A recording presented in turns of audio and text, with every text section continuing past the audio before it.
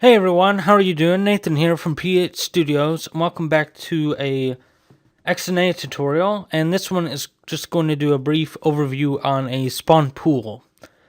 My last video was a networking tutorial, and I mentioned that I will release the spawn pool.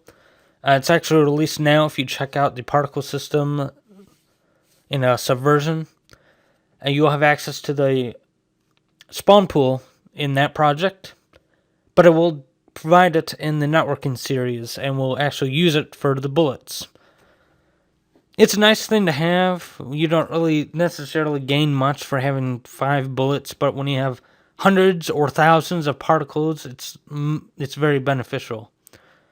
So this video is not going to discuss the particle system. It's just going to discuss the spawn pool, and it's just going to show you how it's used. Alright, so we have a main particle system class that governs all the particles. Particles to update the color, the opacity, the rotation size, all that stuff, and it contains a particle pool.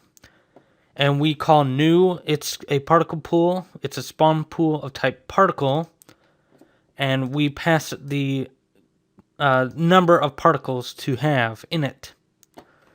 So that's what we pass to the constructor, and then we need to populate it. And at that point, it'll automatically create all the particles. It'll do that giant for each loop. Let me go ahead and demonstrate that for you. When we click populate, when we call populate, it'll go into the for loop, and it will enqueue into the queue a new T.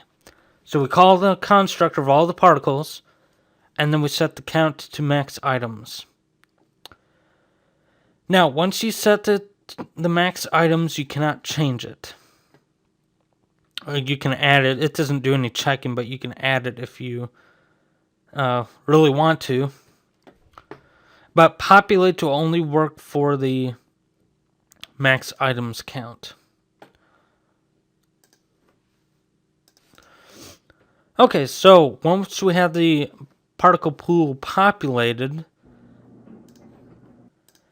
we need to gain access to the any particle from the pool that's not being used. So this is a inactive spawn pool.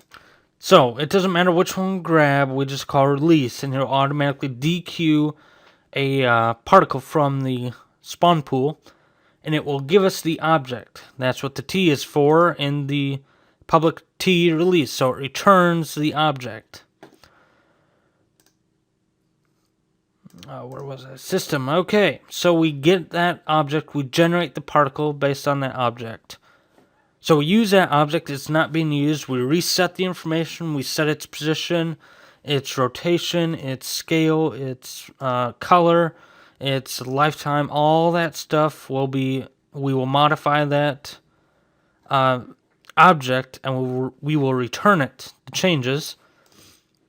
Then we'll return it back to the system, and we add it to the list.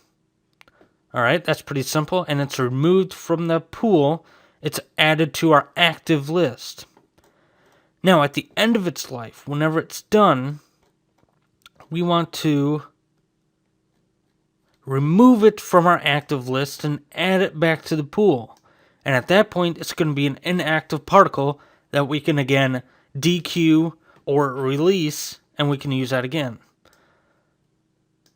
So that's the idea between a spawn pool. I keep on saying particle pool, but a spawn pool basically has a dedicated number of items that you choose. It's useful when you have thousands of particles on the screen and you don't create and destroy all those little particles, and then we don't have massive garbage collection to deal with. So it's beneficial in these particle systems, but it will also be beneficial for our game if we don't have to deal with lots of bullets being created and destroyed, and then create new ones when we just can reuse the old ones. So anyway, that's it for this quick video, just an overview on the spawn pool. Go ahead and check out this project out and see the spawn pool in action. You can go ahead and run the game, and it's actually a particle system that you can look at.